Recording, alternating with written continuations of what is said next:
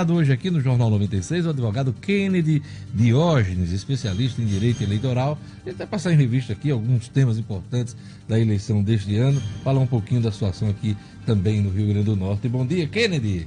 Bom dia, Diógenes. Sempre uma alegria estar aqui com você e com seus ouvintes. É isso aí. Olha, um assunto importante que não só os partidos precisam levar em conta e também pré-candidatos é a questão do financiamento da campanha eleitoral. Esse ano está proibido qualquer tipo de financiamento de empresa privada e a salvação da lavoura serão os fundos públicos, não só o partidário, mas também esse que foi criado especificamente para as eleições, Kennedy. Exato, Diógenes. Essa foi uma grande inovação da Lei 13.488, né, agora de outubro de 2017, em que instituiu o Fundo de Financiamento de Campanha Eleitoral, né, que é o Fundo Eleitoral. Diferentemente do outro fundo partidário. Que é o Fundo Partidário. Exato.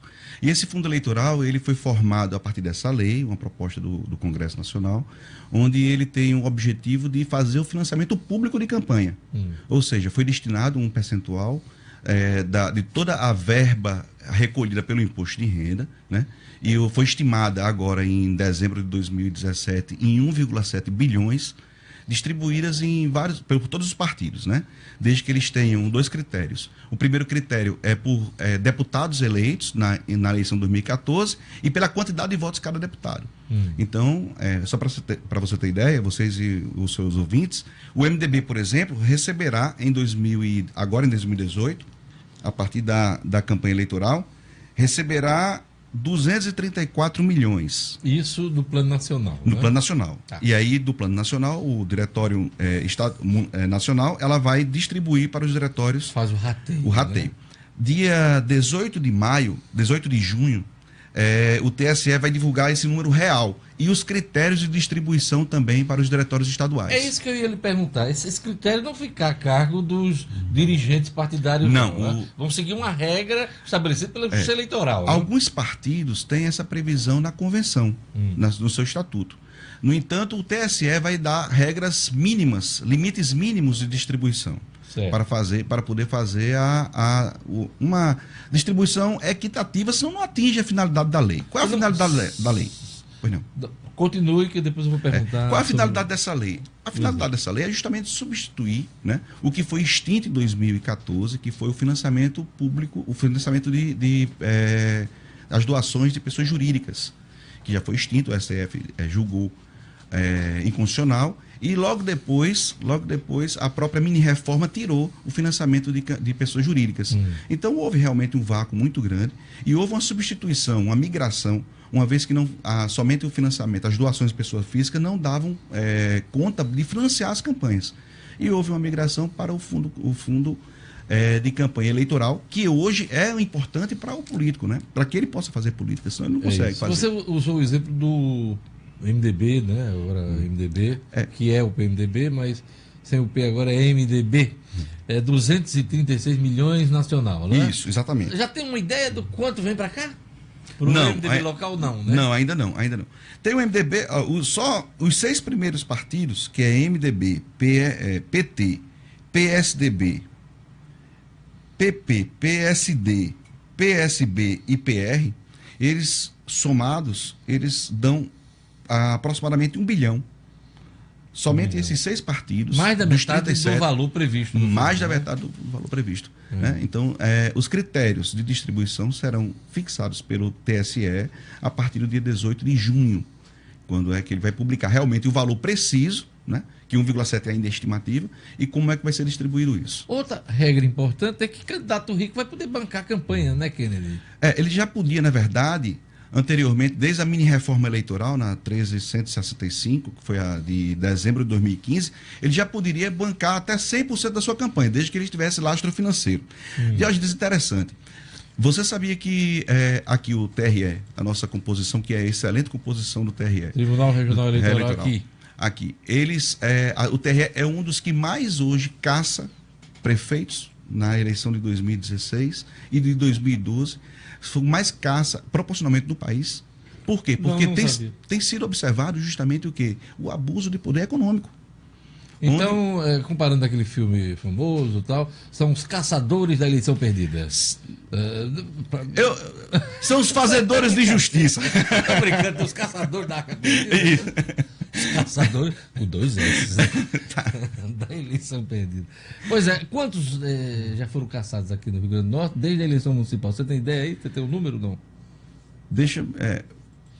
Não tenho. Nós trabalhamos aqui, por exemplo, com o prefeito João Câmara, que ainda está foi afastado pelo TRE e nós conseguimos uma liminar no TSE. Advogado do prefeito. Do prefeito, Maurício. E também Ceramirim, né? E Ceramirim também. Ceramirim também, que foi cassado, né? E está ainda. Os dois estão no mesmo caso do julgamento dos embargos de declaração contra o acordo no TRE. E esses aqui ainda estão. O TSE deu uma liminar para que eles ficassem no cargo até que fosse julgado o seu recurso. Mas toda essa história acaba no TSE, né? Toda essa história acaba no TSE. O TSE é a última instância dessa matéria eleitoral. Nisso tudo. Voltando à eleição, eu queria também que você fizesse um comentário sobre as regras da propaganda. O que é que mudaram aí? O que é que temos de novidades desse ano? Temos novidade esse ano que até 2016 era proibida o impulsionamento de posts. Os posts de Facebook, na internet. Sim, posts nas redes sociais. Nas redes sociais. Eram proibidos, né? Inclusive, teve até um julgamento icônico em 2016 contra Denise Floresta, que fomos nós que advogamos, foi multada a candidata lá por impulsionamento. Só que a lei, agora em 2017, permite. Não só o impulsionamento de posts, mas também a propaganda nos sítios. Desde que não paga. Jornalístico. Isso, né? Desde que não paga. Não pode ter internet paga, só pode ter o impulsionamento. Se for na forma de impulsionamento, pode ter. Então não pode. Aquela propaganda que tinha nos jornais. Não, aquela propaganda que tinha nos jornais. Pode. Ainda Santinhos, ainda pode. Pode, nos Mas jornais. esse tipo de propaganda não pode na internet, páginas, não. No caso do site jornalístico? Não, na internet não. Só os posts impulsionados. O que se caracterizar em post impulsionado, né? Pode. Mas banners, esse tipo de coisa, não pode. Não pode. Outra inovação é justamente a questão do financiamento coletivo. Aqueles crowdfunding, né? Crowdfunding. O financiamento coletivo que não era possível antes, hoje é possível, né? A partir agora do dia 15 de maio, se começa a fazer os financiamentos coletivos através de plataformas específicas. Outra questão extremamente importante é justamente a questão da venda de bens e serviços, que estava regulamentado já na mini-reforma, mas agora ficou bem mais consolidada com relação a aviso ao TRE, com relação à fiscalização e a forma de prestação de contas, né? Que desde a eleição passada já vigia o sistema de prestação de contas eleitoral, e esse ano está muito mais rígido, por isso que cruzamento de dados né? E tudo mais, né? Quer dizer, então os pré-candidatos, que serão futuros candidatos, têm que ter muito cuidado com sua prestação de contas. Pois é. E nesse aspecto, prestação de contas, o senhor tem notado que as pessoas, no caso, os pré-candidatos, partidos, eles estão mais ligados nessa questão de não cometer irregularidade? Porque isso tem caçado muita gente. Exatamente. Né? Grande parte dessas cassações que ocorrem não é somente por causa do poder do abuso político e econômico, mas por causa votos, né? Por causa justamente da captação ilícita, que é o 41A, né? Por causa de erros insanáveis na prestação de contas, né? Bem que a reprovação, a desaprovação da prestação de contas hoje não tem nenhum efeito mais de cassação, mas ela dá indício de que houve alguma coisa de extrema gravidade que possa ser e precisa ser investigado. Então, essas questões todas, o pré-candidato, ele tem a concepção hoje de que ou ele zela pela sua prestação de contas, ou ele zela pela execução desse recurso, que hoje é recurso público, tem responsabilidade nisso, ou então ele não vai levar. Ele vai ganhar, mas não vai levar. Então, ele precisa ter efetivamente essa concepção. Muito se fala também que a Justiça Eleitoral não tem uma fiscalização eficiente de todo esse processo, exatamente pela limitação que tem do número de servidores, essa coisa toda. Como é que você entende isso, essa fiscalização por parte da Justiça Eleitoral? Diógenes, em 2016, o TSE ele implementou um sistema de denúncia online, um aplicativo chamado Pardal, né? Funcionou isso? Funcionou espetacularmente. Né? Por quê? Porque ele mobiliza e sensibiliza a sociedade para que a própria sociedade ela faça toda essa parte de divulgação, essa parte de denúncia das propagandas que estão irregulares, né? Denúncia dos abusos. Fundamentada, né? Fundamentada. Kennedy, né? Exato. Nesse próprio aplicativo, você não adianta só dizer, olha, está acontecendo tal coisa. Não, você tem a oportunidade de juntar a foto, a filmagem. Então, tem a prova disso. Então, o TRE tem se mobilizado muito nessa parte de fiscalização. E isso, a fiscalização só tende a aumentar, né? Para você ter ideia, por exemplo, uma grande mudança, que vai ter muito problema essa eleição. Carros de som e mini trios, que antes ficavam circulando na cidade, com jingles e mensagens. Aliás, segundo a regra, a partir das 8 até 10 da noite. De 8 às 22 horas, exatamente isso. E não vai ter mais esse carro de som não ou tem mini trio. mais? Não, só pode ter para acompanhamento de carreatas e comícios. Sim. Não tendo carreata, não tendo comício, o que vai acontecer? Se encontrar algum carro de som, pode ser apreendido. E multa, né? E multa para o candidato. E pode criar problema no momento de confirmação, não. Exato, de uma porque vitória, né? reiteradas práticas irregulares podem configurar algum tipo de abuso de poder. Isso pode complicar a vida de muita gente. Muita né? gente. O período de convenções começa... Dia 20 de julho até dia 5 de agosto. Pronto, então é final de julho A partir do dia 5 de julho... começo de agosto. A partir do dia 5 de julho, os pré-candidatos podem fazer campanha dentro do partido, né, para viabilizar tal ou qual nome.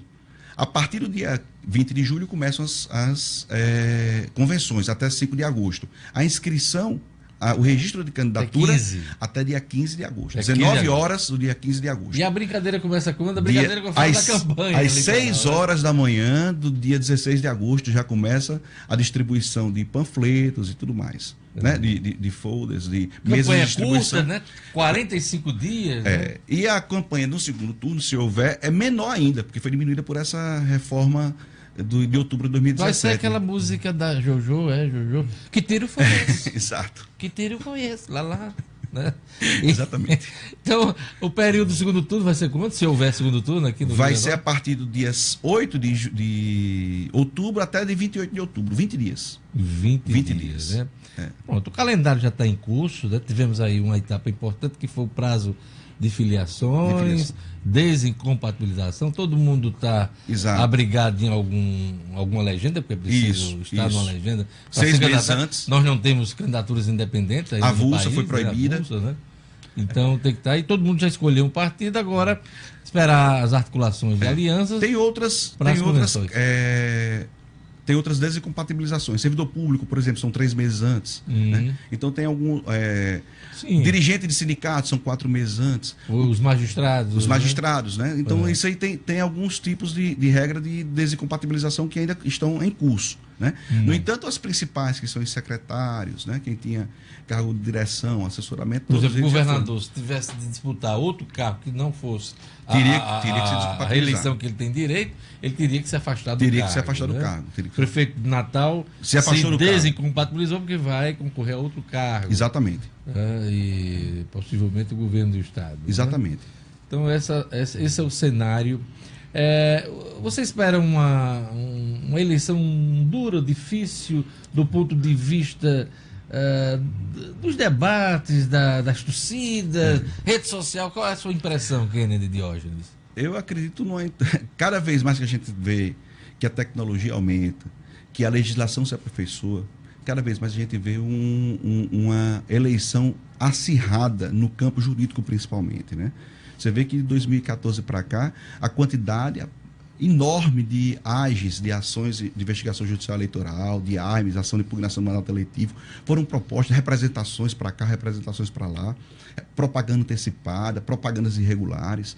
Então, cada vez mais a gente vê que isso está se tornando muito beligerante, principalmente quando você pega um TRE técnico, como é o nosso, né, em que avalia os fatos sob a luz do ordenamento jurídico e aplica, independentemente de ser a Chico ou Francisco. Pois é, verdade. E eu queria, nesse momento final da nossa entrevista, trata-se até de um caso relacionado a um ex-presidente que está preso, lidera as pesquisas para a presidência da República, mas está impedido pela ficha limpa e também, claro, as limitações que a prisão impõe. E há uma discussão muito grande sobre a prisão a partir da segunda instância. Eu queria a sua opinião a respeito disso, como advogado. É interessante, né, Diógenes, assim, até então não se falava em prisão em segunda instância, se era o que era, se era inconstitucional, se não era. Até porque a regra de 88 para 2009 era que podia. Exatamente. Depois mudou, Na verdade, a jurisprudência. 2009 a 2016 não pode. Aí agora, 2016 para cá, pode. O CPP é de 1941. Código de Processo Penal. Já fazia, lá em 41, existia um artigo que dizia que, 288, se não me engano, que dizia que o réu condenado em primeira instância, para recorrer, tinha que recolher a prisão. Pois é, já houve até primeira instância. Já havia isso. Em 73, houve a Lei Fleury, que foi para o delegado Fleury, envolvido com o Esquadrão da Morte em São Paulo. Né? Aí a lei foi especificamente para quê? Para réu condenado em primeira instância, mas que fosse primário de bons antecedentes. Poderia recorrer em liberdade. Abriu uma faculdade de recorrer em liberdade. Né?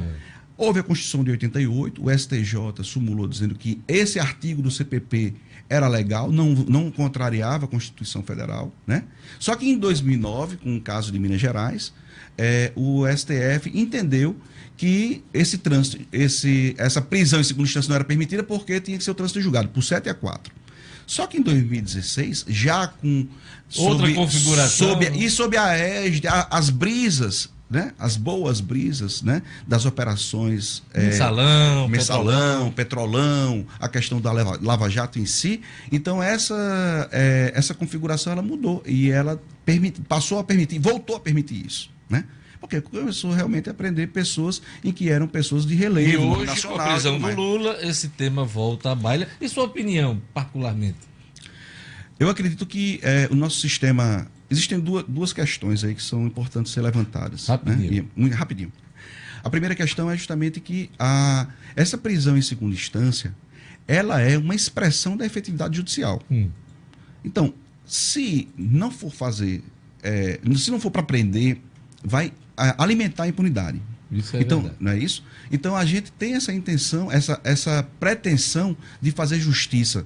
Né? E o outro ponto? E o outro ponto é justamente que, eu não sei se você sabe, os ouvintes sabem, mas a terceira instância no STJ, ela não pode reviver os fatos. Não vai analisar a culpa, não vai analisar somente se houve ou nulidades processuais. O STJ se houve afronta à lei federal e o STF se houve afronta à lei constitucional.